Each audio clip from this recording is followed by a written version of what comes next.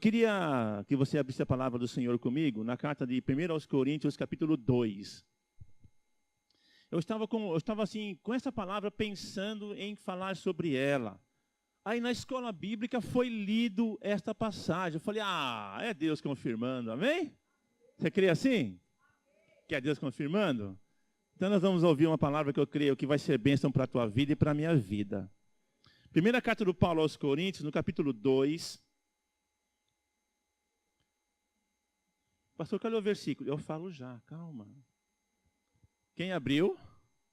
Essa passagem não tem dificuldade em abrir, porque é um livro, né, bem conhecido. Se eu falasse para você, Filemon, você fala, pastor, estou na hora do almoço. Né? Filé mignon. Não. Tem Filemon na Bíblia? Tem Filemon. Se eu dissesse Miqueias, tem Miqueias? Tem uns nomes estranhos, não é? Qual é outro nome estranho que a gente tem de livro na Bíblia? Abacuque. Olha aí, Abacuque. Sabe o que significa o nome Abacuque? Aquele que abraça. Um abraço. Eu queria receber vários Abacuque no final do culto. Quem vai abacucar eu? Você vai me abacucar, não vai? Você me abacuca, eu te abacuco. Eu abacuco, tu abacucas, ele abacuca. Nós abacucamos, vós abacucais, eles abacucam. E ficamos todos abacucados. Amém? Viu como a gente consegue aprender até português? Tem, né? Aí, ó. Bom, capítulo 2, começando pelo versículo 1, diz assim a palavra do nosso amado Senhor. Eu, irmãos, quando fui ter com vocês, anunciando-vos o evangelho ou o testemunho de Deus, olha que coisa linda, não o fiz com ostentação de linguagem ou de sabedoria, porque decidi nada saber entre vós, senão a Jesus Cristo e este crucificado. E foi em fraqueza, temor e grande tremor que eu estive entre vós. A minha palavra e a minha pregação não consistiram em linguagem persuasiva de sabedoria, mas em demonstração do Espírito e de poder. Por que o Paulo fez isso?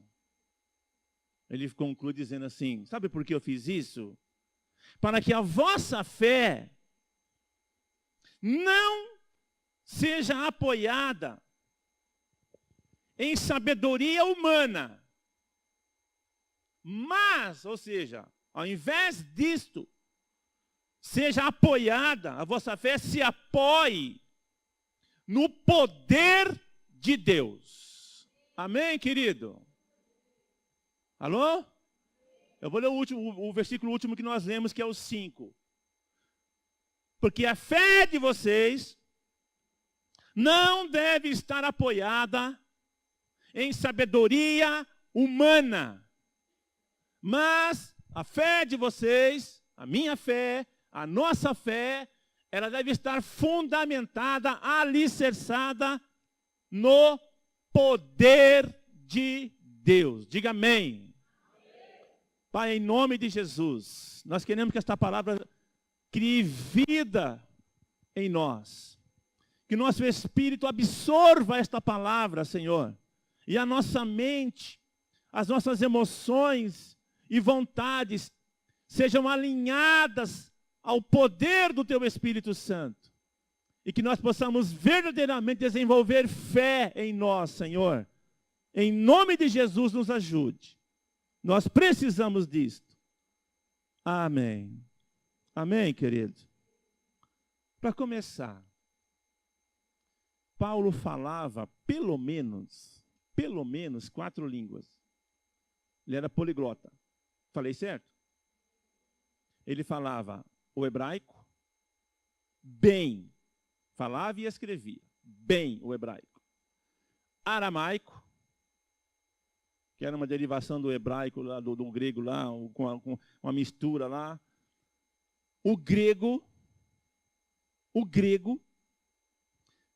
e latim. Quantas línguas deu aí? 4. Pelo menos, ele falava. O Paulo era um homem que fora criado na sua questão religiosa, a sua instrução religiosa, ela foi fundamentada, e o próprio Paulo vai falar disso. Ele foi discípulo de um dos 2 maiores rabinos judaicos da história, um homem chamado Gamaliel. Se você quiser ver quem é Hilel e Gamaliel. Leia lá sobre o Gamaliel. Você vai ver que o cara não era pouca farinha, não. O Paulo diz ele que na sua classe, ou seja, entre os amigos de escola,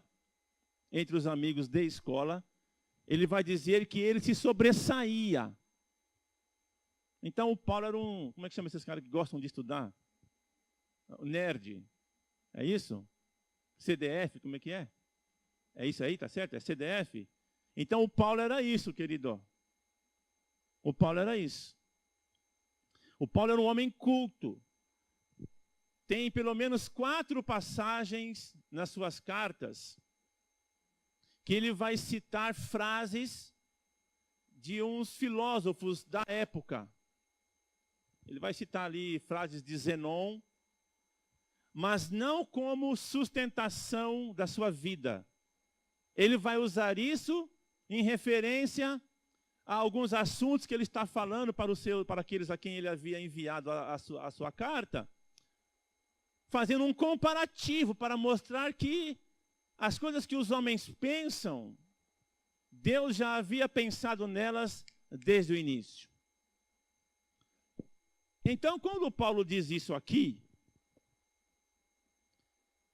nós temos que atentar bem e dizer, bom, peraí, tem algo que nós devemos aprender aqui. Eu quero primeiro falar da frase que ele fala, de uma frase que ele usa aqui. Ele fala assim, ó, irmãos, o que eu procurei saber entre vocês, sabe o que é? É Jesus Cristo e este crucificado. Sabe por quê? Porque a vida do Paulo mudou depois que ele teve um encontro com Jesus. O Paulo foi transformado. O Paulo mudou a sua mentalidade. Porque a primeira coisa que uma verdadeira conversão opera no ser humano é uma mudança de pensamento. É a perspectiva de ver as coisas e de como resolvê-las. Alô? É a primeira coisa que o Evangelho faz na vida do ser humano. Ele muda a mentalidade. E isto tem um nome. Chama-se metanoia. Fala comigo, metanoia. Pastor, vou ficar noia? As pessoas falam que noia são as pessoas que estão aí envolvidas com drogas e ficam, né, alienadas, é ou não é? Noia dá a ideia de uma pessoa que não tem noção do que está fazendo sob influência de uma droga. A palavra metanoia tem a ver assim com meta, né? E uma maneira de pensar, noia. Ou seja, você passa a ver, você tem um caminho diferente na sua mente. E é isso que a Bíblia chama de arrependimento. Porque metanoia, que é a palavra usada para arrependimento, né, uma palavra do grego, o que ela significa? Uma mudança de mentalidade. E uma mudança de direção. Então, a primeira coisa que o Evangelho faz na vida do ser humano, querido, quando a pessoa verdadeiramente tem um encontro com Jesus. É uma mudança de mentalidade. Agora, mente para nós limitamos isto à questão de pensamento, né? Ideia.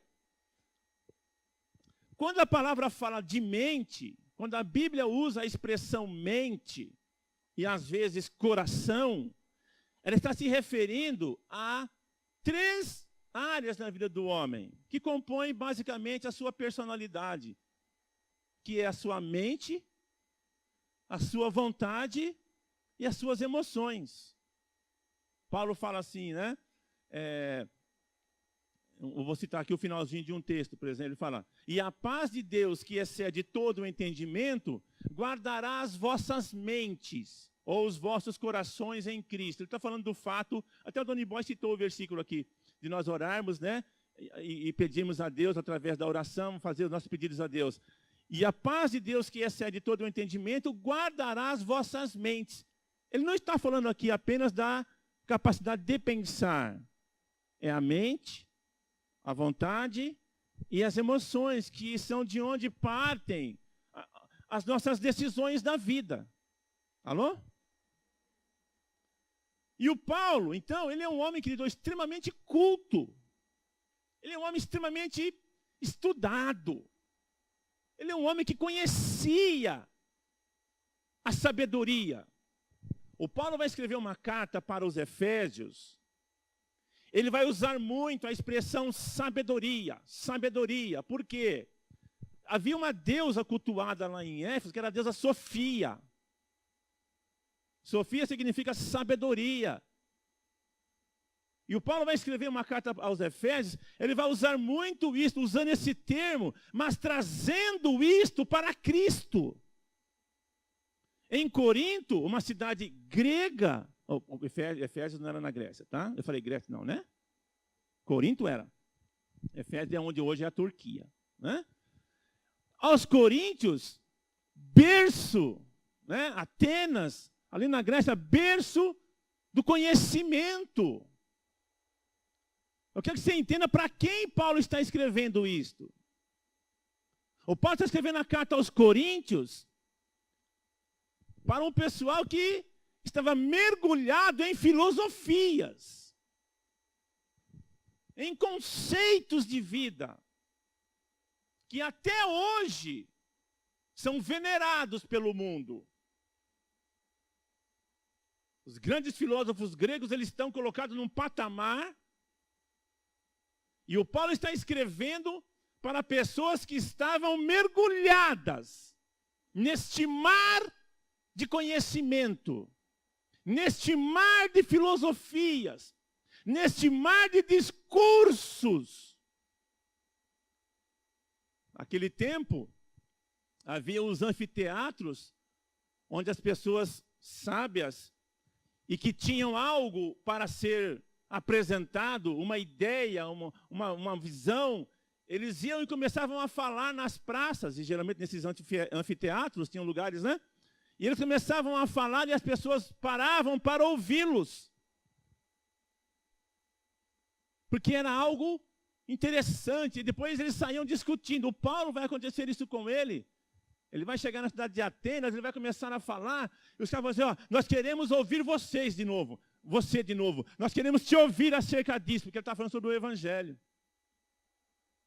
Ele falou, nós queremos que você fale para a gente de novo. E fala assim, porque os moradores daquele lugar não se ocupavam de outra coisa, a não ser falar e ouvir coisas novas. Os caras gostavam de uma conversa. Quem aqui é bom de papo?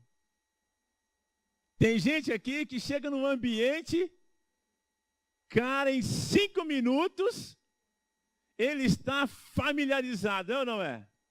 Ele é bom de conversa. E para tirar ele depois? E para tirar ele depois daquela rodinha? Então, querido, o Paulo tinha esta posição a seu tempo. Ele conhecia os filósofos. Ele conhecia as pessoas inteligentes. Ele mesmo era uma pessoa extremamente culta. Ele fala assim, irmãos, eu fui aí em Corinto, daquela vez que eu fui, e sabe o que me interessa, na verdade? E sabe o que eu quero saber, na verdade?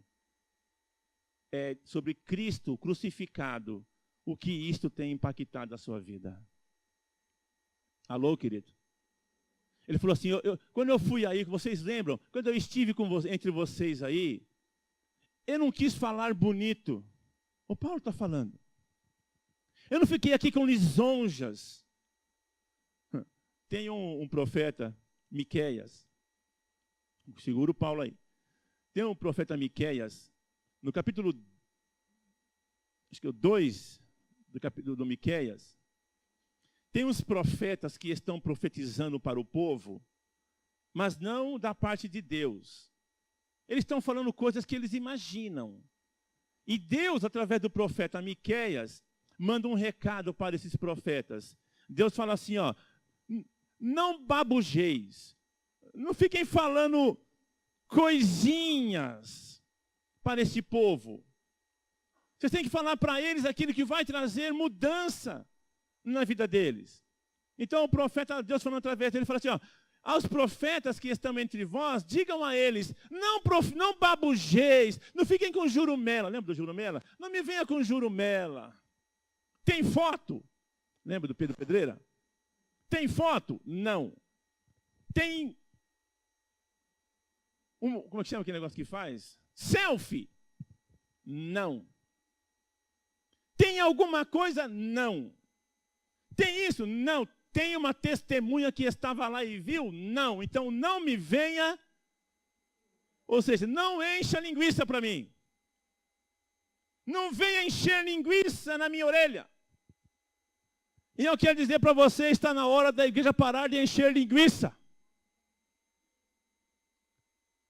A igreja, e a gente ouve pregações de um monte de coisas hoje, e a igreja está se colocando numa posição de lidar com coisas que já tem aí os profissionais que lidam. Tem um monte de segmentos aí fora, querido, mas a igreja está achando que ela tem que trazer tudo, ela tem que ser um grande mercado, onde se compra de tudo. O papel da igreja é revelar Deus ao mundo através do Evangelho. O que a igreja tem que pôr no coração das pessoas é a salvação em Cristo.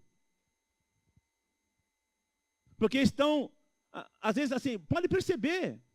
Jesus falou uma coisa uma vez, né? Ele disse assim, quando o Filho do Homem voltar, será que ele vai achar fé na terra? Será que ele vai achar fé na terra? Era uma preocupação de Jesus há 2000 anos atrás.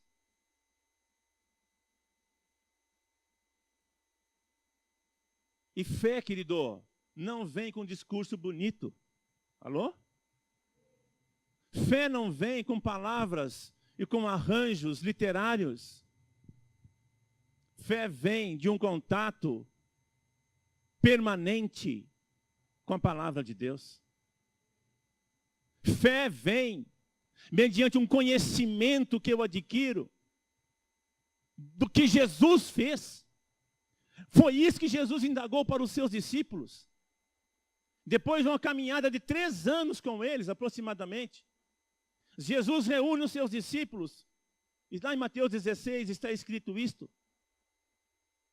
Ele reúne os seus discípulos, aqueles que estavam andando com ele, e ele indaga aos seus discípulos, quem dizem os homens que o Filho do Homem é?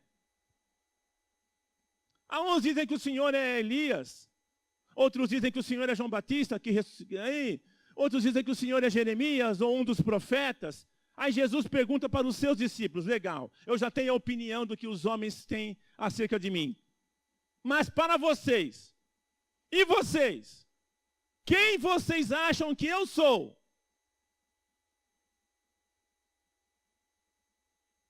E o Pedro, no relance, ele fala, tu és o Cristo, o Filho do Deus vivo. E Jesus fala, como você é bem-aventurado, Pedro. Porque não foi o homem que te ensinou isso. Alô, querido? Alô, querido? Uma revelação de Jesus não vem através de uma exposição bem feita de hermenêutica, de exegese. A revelação de Jesus vem através de um relacionamento com a palavra de Deus. A revelação de quem é Jesus, o conhecimento de quem é Jesus, o mundo tem. As notícias, os feitos de Jesus são propagados pelos filmes, pelas coisas, mas o conhecimento, a intimidade com Jesus não vem através de um bom discurso. O conhecimento de quem é Jesus vem por revelação de Deus, com aqueles que estão abertos a Deus. Então Jesus fala assim, você é bem-aventurado, Pedro, porque não foi o homem quem te revelou. Nós podemos fazer um monte de coisas sobre Jesus, queridos. Aqui na igreja, podemos fazer aqui um monte de apresentações, de coisas. Mas se nós não estivermos ligados à videira, se nós estivermos mergulhados num relacionamento com Ele, nós não vamos conhecê-lo. E o poder da sua ressurreição. Alô? Alô?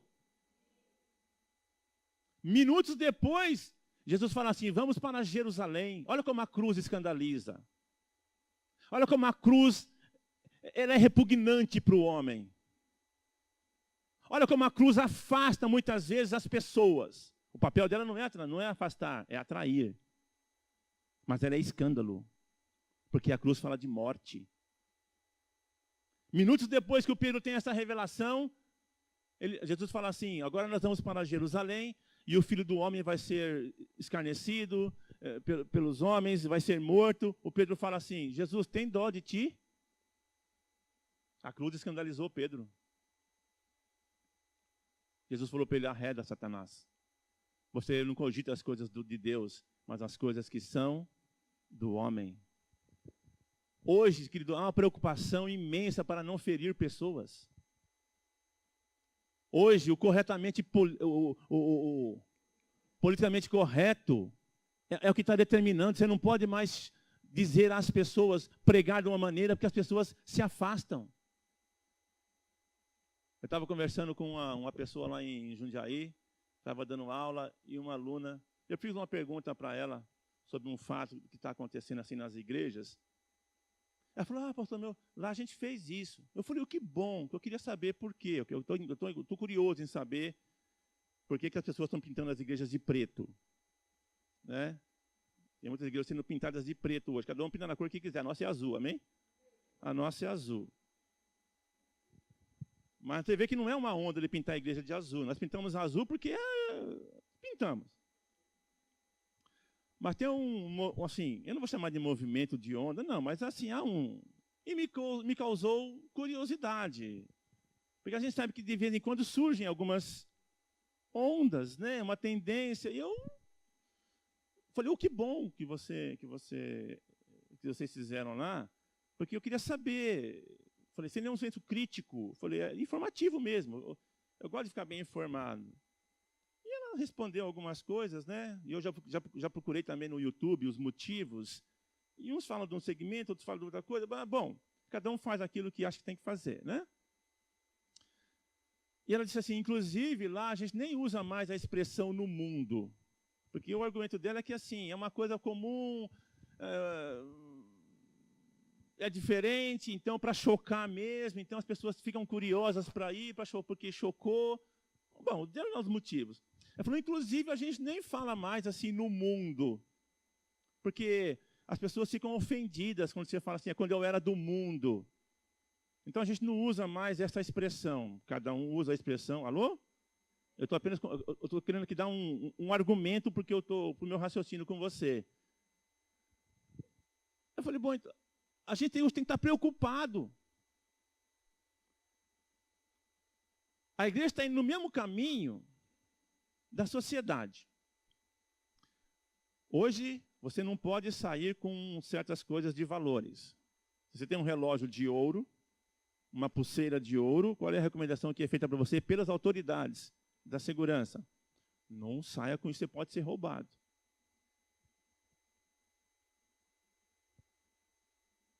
Cara, coisa triste. Teve um jogo ontem, Palmeiras e São Paulo, uma semifinal no campeonato, torcida única.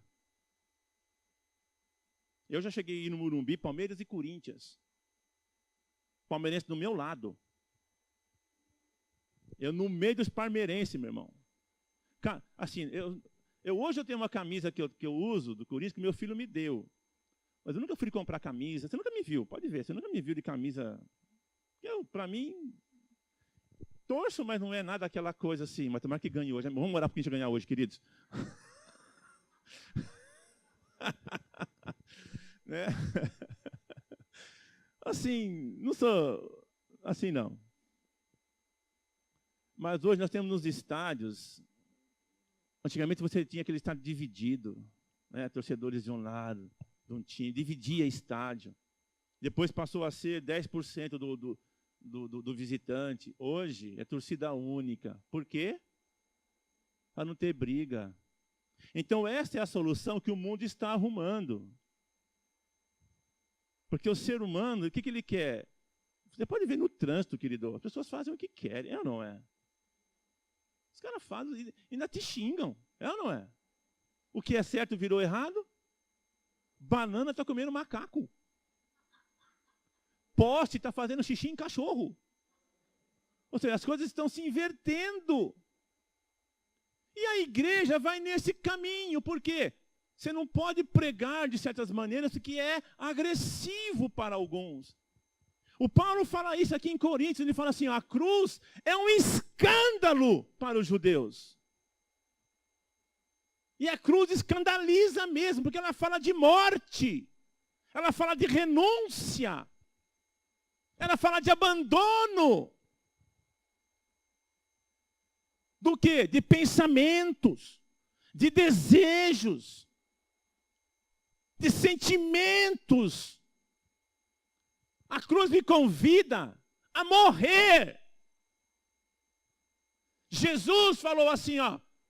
Qual é a palavra? Deixa eu abrir um parênteses. Qual foi a palavra que Deus deu para nós este ano? Deixa eu ver quem. Hoje eu não vou falar. Hoje eu não vou passar cola, não. Como é que é a palavra? Ser fecundo, ou ser frutífero, e multiplica-te. Amém? Olha para mim, essa é a palavra de Deus para nós? Alô? Essa é a palavra? Nossa. Vou falar para Deus mandar outra. É essa a palavra? Você recebeu como palavra de Deus? Primeiro passo para ser frutífero. Cruz. Jesus diz assim, antes de falar o que ele falou. Pastor, deixando curioso, pastor. Que bom. Quantos entendem que só estão aqui porque um dia Jesus morreu? Quantos entendem? Ele disse, se o grão de trigo não morrer, ele fica só. Acabou. Mas, se morrer, dá muito fruto. Quem quer que essa palavra se cumpra na sua vida este ano? Eu quero que essa palavra se cumpra na minha vida. Eu quero. Porque eu quero dar muito fruto. Jesus fala em João, para isso mesmo foi que eu vos chamei, para que deis fruto. E o vosso fruto permaneça, a fim de que o vosso Pai seja glorificado no céu. Então eu quero dar fruto, para que o nome de Deus seja glorificado através da minha vida. Esse deve ser o nosso desejo. Mas cadê o primeiro princípio para um fruto surgir? Aquela semente, ela vai deixar a sua forma, vai ou não vai? Ela vai literalmente morrer e ressuscitar. Não existe ressurreição sem morte, querido. Alô?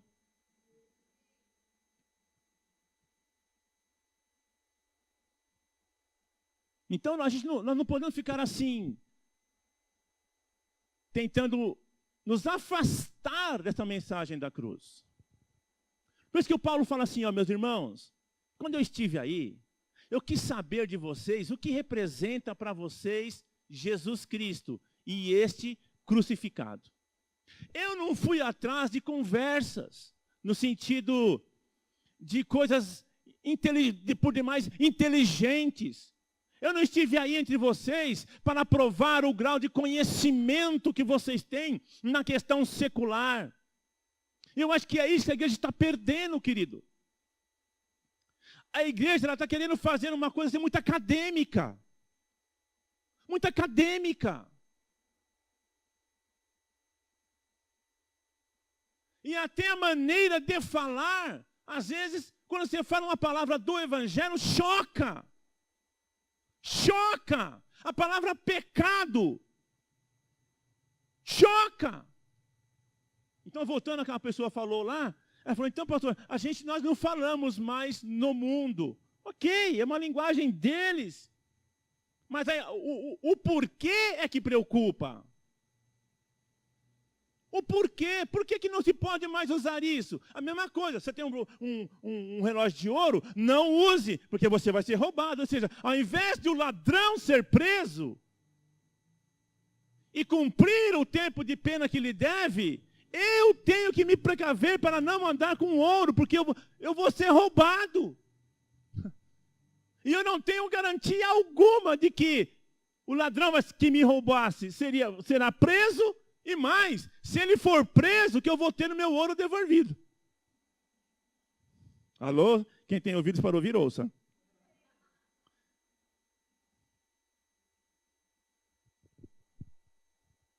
Então a igreja está no mesmo curso do mundo. Você não pode mais pregar a cruz.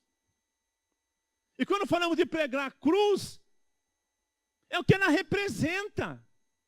Por que é que Jesus foi para a cruz? Ele foi para me salvar, pastor. Não, isso foi no que redundou a ida dele para a cruz. Alô? Isso foi no que resultou. Eu estou falando o motivo pelo qual ele foi, não o resultado. Qual o motivo pelo qual Jesus foi para a cruz? A palavra diz por quê. Em 2 Coríntios capítulo 5, versículo 21 diz assim, aquele que não conheceu o pecado, o fez pecado por nós. Jesus foi para a cruz no meu lugar, no teu lugar, por causa do meu pecado, por causa do teu pecado. Mas eu não tenho pecado. Depois você conversa com Deus sobre isso. O pecado da raça humana estava em Cristo. Porque não há um homem que nasça neste mundo que não tenha que ter uma vida retroativa para a cruz, para poder ser salvo. E pecados têm nome. Alô, queridos? Tem nome. Só que você não pode mais nomear pecado. Porque é ofensivo, agride. Então, de uma maneira politicamente correta, nós temos que pregar hoje. E existem situações pelas quais nós vivemos, se você não quiser estar incluído aqui, fique à vontade, eu não vou mudar aqui o pronome. Existem situações nas quais nós estamos envolvidos, que a solução não é um bom conselho, com palavras persuasivas de sabedoria humana. Não é um bom conselheiro que tem uma formação acadêmica e sabe como lidar com o comportamento humano que irá resolver as nossas questões. É um arrependimento. É um arrependimento. Não é o florir, não é o enfeitar, é dizer, olha, é pecado, é errado. E a metanoia acontecer. A metanoia acontecer. É a maneira como eu enxergo aquilo ser mudada. É a maneira como eu sinto naquilo ser mudado. É por isso que o Paulo fala, igreja prega cruz. Alô, querido? Igreja prega a cruz. É a mensagem da cruz que tem que estar na boca daqueles que pregam o evangelho. A gente olha para a palavra, a gente não vê o Paulo buscando, a gente não vê Jesus buscando nada. Eles vão direto ao ponto. Vão ou não vão? Eles vão direto ao ponto. Jesus seria chamado de homofóbico hoje. O Paulo seria chamado de homofóbico hoje. As leis estão tirando, ou estão tentando tirar esta liberdade de você dizer aquilo que a Bíblia diz. A Damares, tadinha.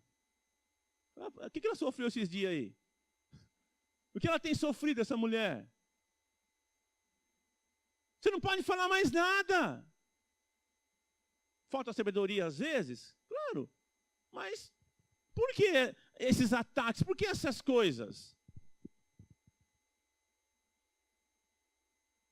Porque você não pode mais falar, tem que procurar palavras persuasivas da sabedoria humana para poder falar certas coisas. Alô?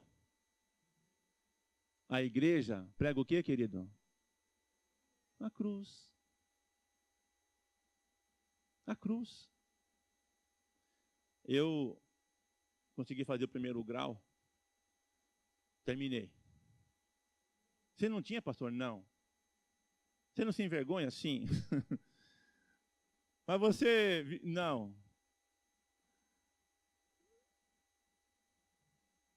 E eu falei para a pastora Darcy, eu falei, sabe o que eu vou fazer? Acho que eu vou fazer psicologia.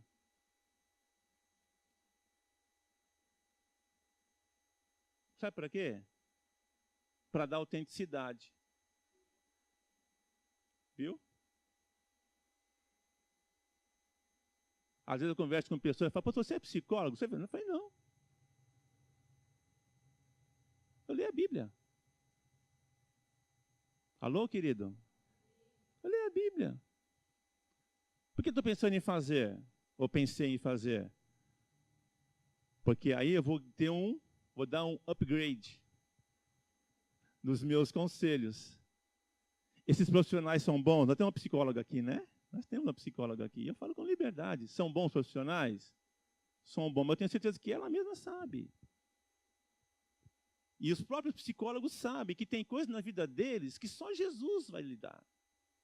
Só o Evangelho é que vai lidar, querido. O que eu quero dizer é assim, que a ocupação primária da igreja é fazer com que as pessoas entendam a cruz. Quantos estão entendendo o que eu estou dizendo aqui? É fazer com que as pessoas entendam a cruz. Porque na cruz há um poder, não na cruz, não naquele elemento de madeira. O que ela representa, há um poder sobre o qual a nossa fé deve estar apoiada, porque é aí que nós vamos alcançar as vitórias nas nossas vidas. É aqui que nós vamos alcançar. Por quê? Porque o poder de Deus é ilimitado. Fala comigo, o poder de Deus é ilimitado. É o poder de Deus que liberta. Porque senão, nós vamos entrar no caminho da gnose. Os gnósticos. Sabe o que esse grupo ensina? Que o homem é liberto pelo conhecimento. Que aquilo que os cristãos pregam, os gnósticos já ensinavam há muito tempo. O homem não é salvo pelo conhecimento. Ele é ajudado. Ele é ajudado. O que salva, o que liberta, é o poder da cruz. E quando falamos poder da cruz, é o poder da morte e ressurreição de Jesus. É isso que causa impacto na minha vida. É isso que me faz mudar a minha mentalidade. Foi isso que Jesus falou lá em João. Ele fala assim, ó, quando o Filho do Homem for levantado, ele vai atrair muitos para ele. A cruz, querido, a obra redentora, ela atrai o homem. Não é o conhecimento que atrai. O conhecimento atrai o homem para ser culto, para ser acadêmico. E não tem nenhum problema nisso. Só que a igreja não pode perder o foco do seu principal papel. O principal papel da igreja é colocar Cristo no coração das pessoas. é revelar Cristo ao mundo. O mundo foi revolucionado pelos cristãos. Alô? O mundo foi revolucionado pelos cristãos.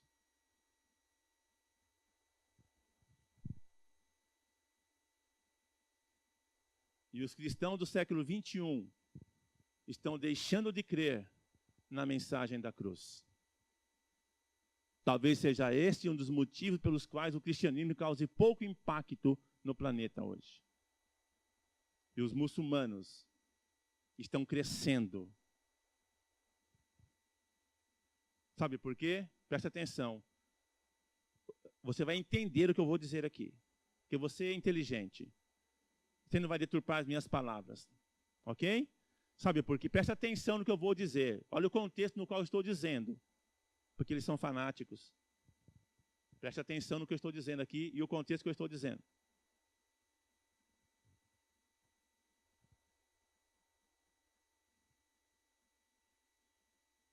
O que eu quero dizer por fanáticos? Eles creem no que eles leem no Alcorão. Porque isto hoje é fanatismo para o mundo. Alô? Quando você quer viver a palavra na sua integridade e defender os valores da palavra de Deus, você é chamado de fanático. É ou não é? É nesse contexto que eu estou dizendo. Por favor, não deixe o inimigo mudar o sentido. Você é chamado de fundamentalista, como os muçulmanos são chamados de fundamentalista. Eu não estou fazendo uma apologia às práticas dessas pessoas. Eu estou dizendo a disposição de crer. Como estão entendendo isso?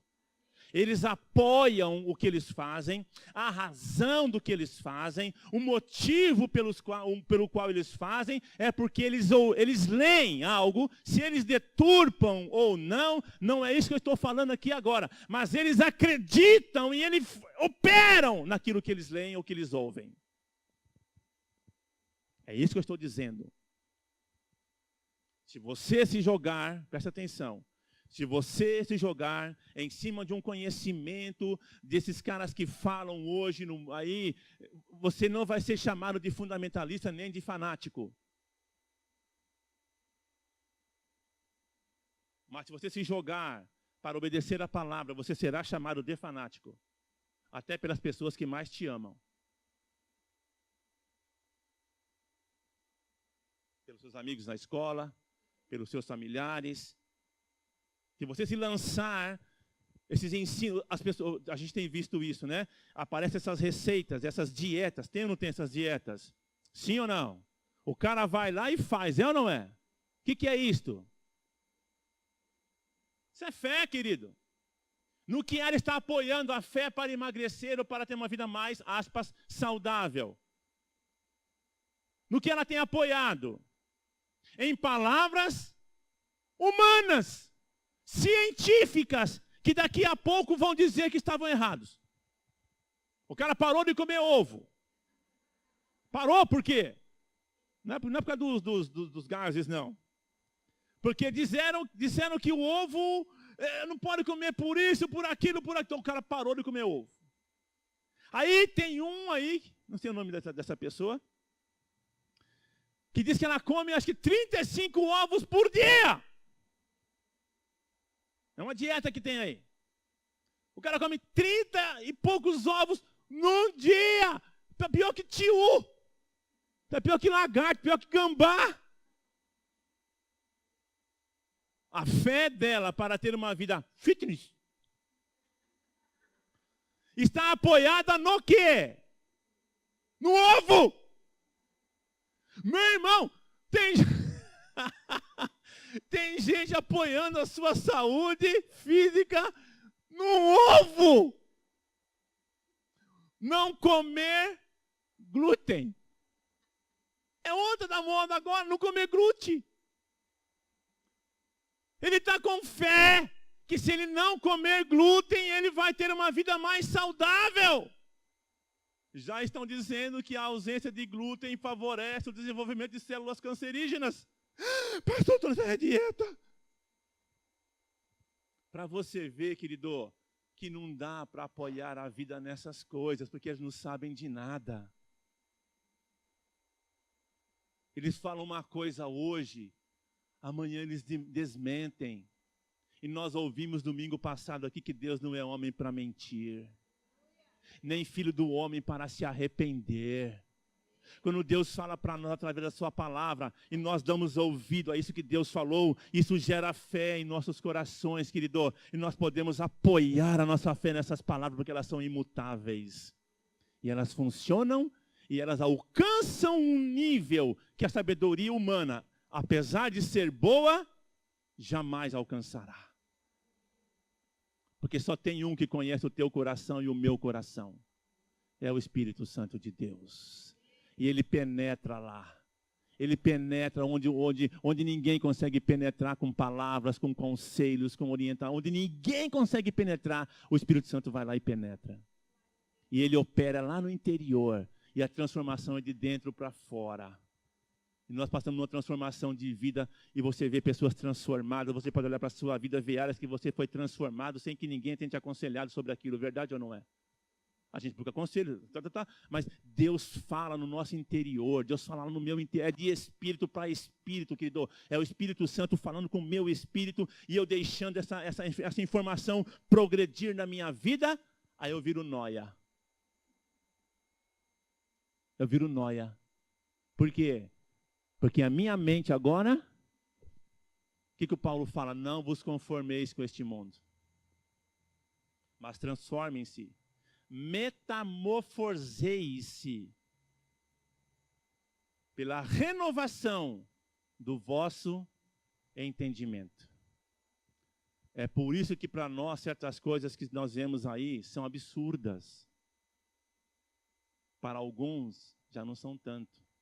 Para outros são normais.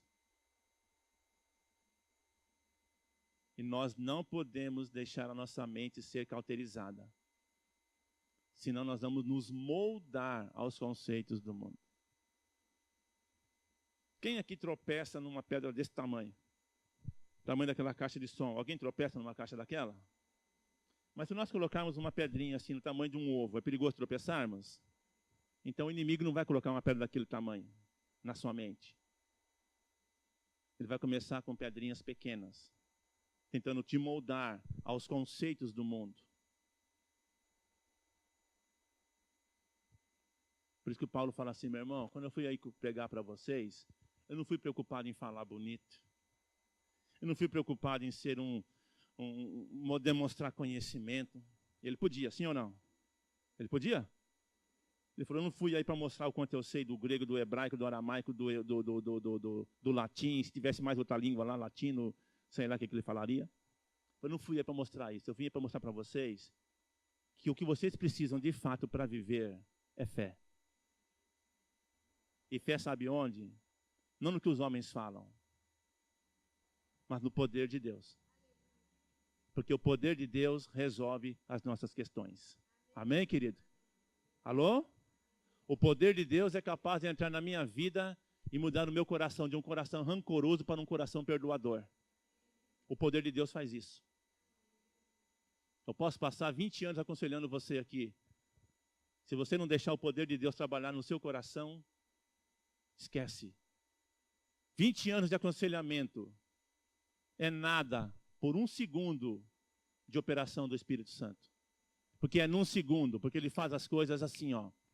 É assim, ó. De repente some. É assim ou não é? Quem já não viveu isso, querido? Você está carregando aquele negócio ali, você tentou, quando eu digo que você se abriu mesmo e orou, foi ou não foi? Orou e falou, Senhor, entra com a tua ação aqui, haja nessa situação, Senhor, transforma isso. Meu Deus do céu. Aí você fala assim, que pena que não são todas as coisas assim.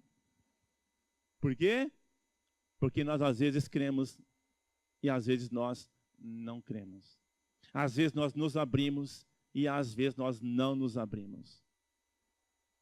Então, querido, igreja, quem prega o evangelho, pregue que Jesus morreu na cruz. Alô? Que ele ressuscitou e que ele está vivo. Se a pessoa tiver um conhecimento disto no seu espírito, ela é capaz de viver uma vida abundante nessa terra. Porque o Senhor diz, o meu justo vive de fé. E a fé está apoiada no poder de Deus. Creia que Jesus cura hoje. Creia que há um poder, fica de pé. Creia que há um poder para te curar hoje. Creia que há um poder para restaurar a tua vida, a tua casa hoje. Creia nisso. Creia nisso. Pastor, mas eu vou ter que fazer isso, ter que fazer aquilo. Se fizer, quer consultar profissionais da área, pode consultar. A gente vai ao médico, vai ou não vai? Sim ou não? A gente vai ao médico. Mas vai ao médico falando assim, Senhor, é o Senhor que vai me curar. Eu creio no teu poder de cura. Eu creio, Senhor, que eu posso chegar lá e o médico falar, o que você veio fazer aqui, mulher? Tu não tem nada? Mas eu vou ao médico. Vou ou não vou? Mas eu vou crendo que o Senhor vai me restaurar. Amém, querido? Eu vou procurar um emprego. Nós temos que nos preparar. Sim ou não? Mas eu ainda creio que Deus faz milagre. Eu ainda creio. Eu ainda creio. Porque tem gente na igreja que não crê mais. Que fala que você só vai arrumar um bom emprego se você se preparar bem. Tem gente que fala assim. Você nunca vai arrumar um bom emprego se você não se preparar. Eu não vou tanto assim. Eu creio. A preparação é necessária, é importante. Mas eu creio que Deus faz milagres. Eu creio. Eu creio. Mas vai estudar, né? Alô? Você vai estudar, vai se preparar, sim ou não? Mas, querido, diga, Senhor, eu estou precisando desse emprego. Abra para mim essa porta. É assim que funciona, querido. Senão nós vamos virar o quê? Pessoas que creem naquilo que é normal, sim ou não? É normal uma pessoa que estuda bem, vai arrumar um bom emprego? É normal isso? Pronto. Mas eu não tenho, eu quero fazer, mas eu não tenho. Então ora para Deus dar o dinheiro. Mas como é que você vai arrumar o dinheiro se você não tiver um emprego para trabalhar? Então o milagre tem que ser feito de alguma maneira, sim ou não? Acho que ninguém entendeu aqui que eu falei que tem que ficar, né, só vivendo de fé. Eu falei isso aqui? O que nós dissemos? Que a fé é apoiada no poder de Deus. Que quem vive de acordo com a palavra de Deus, quem crê que Deus é verdadeiro, sabe que Ele pode fazer milagres. E antes de buscar qualquer recurso, busca primeiro em Deus. No poder dEle. Porque você vai ter o que falar, querido. Nós vamos orar por você agora de novo. Oramos domingo passado, vamos orar agora.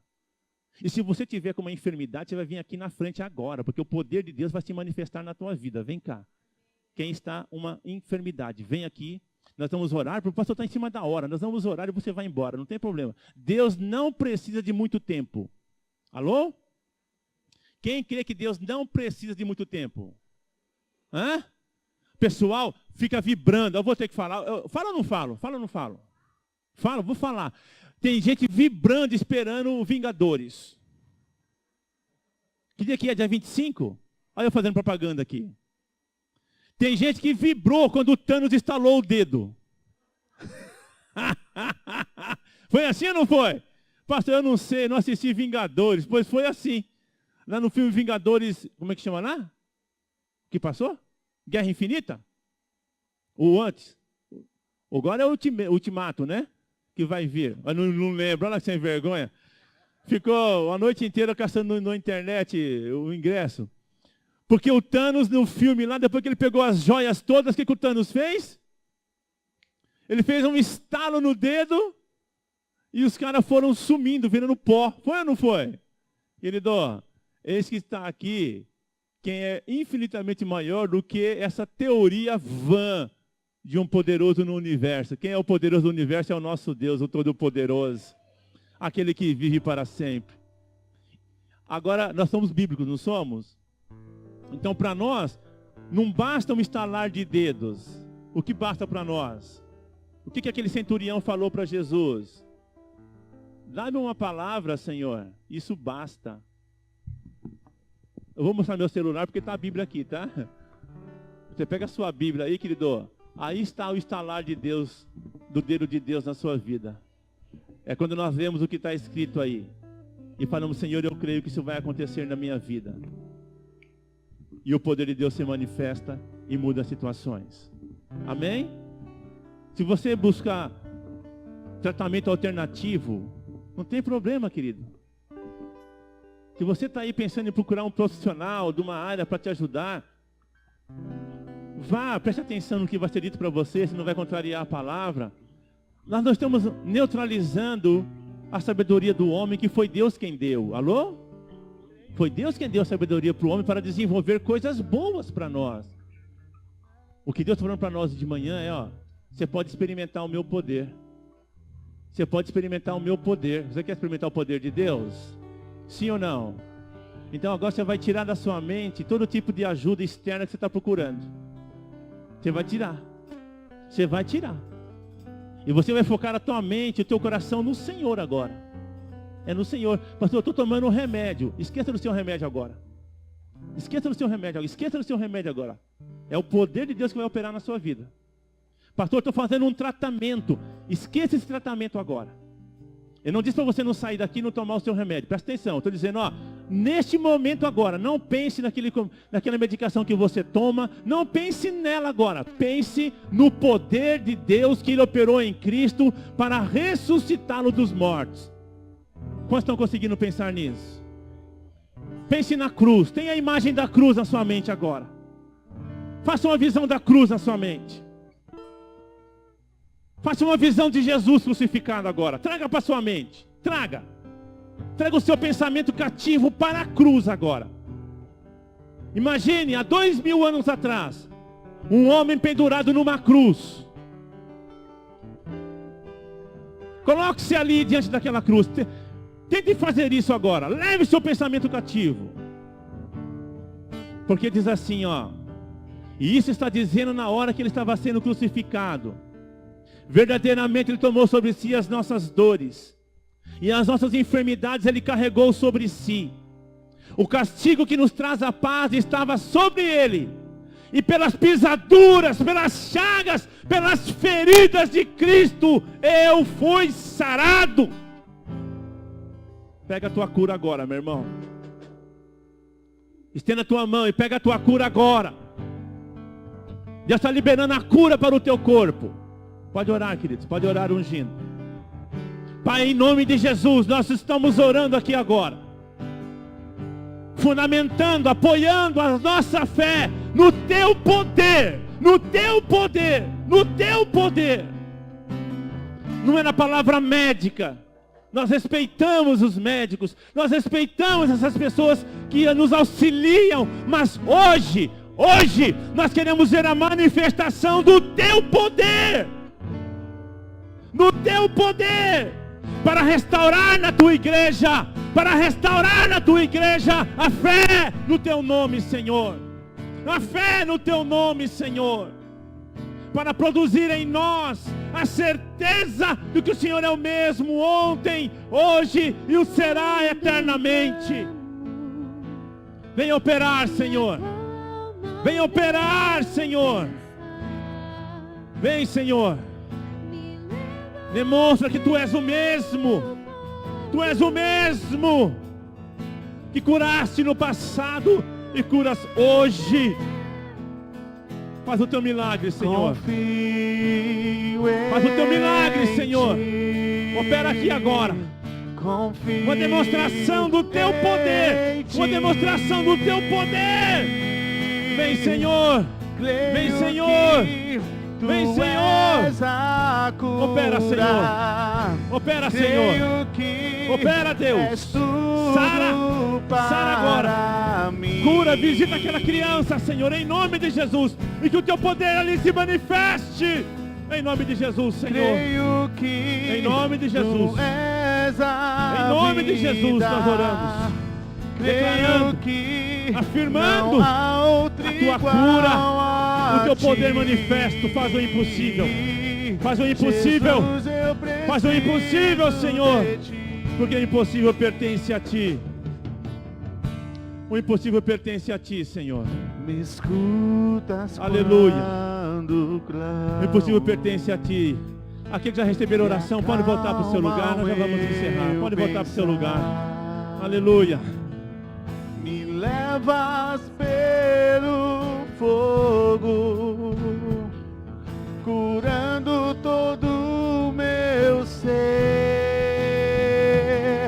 Confio em ti, confio em ti. Eu Creio que tu és a cura. Creio que és tudo para mim. Diga isso.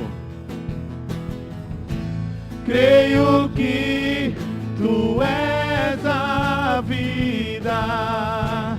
Creio que não há outro igual a ti. Jesus, eu preciso de ti. Você que veio aqui à frente, diga assim: eu recebo na minha vida agora a cura do Senhor. Diga: a minha fé não está apoiada em palavras de médicos, em medicações, mas está apoiada no poder de Deus. Amém.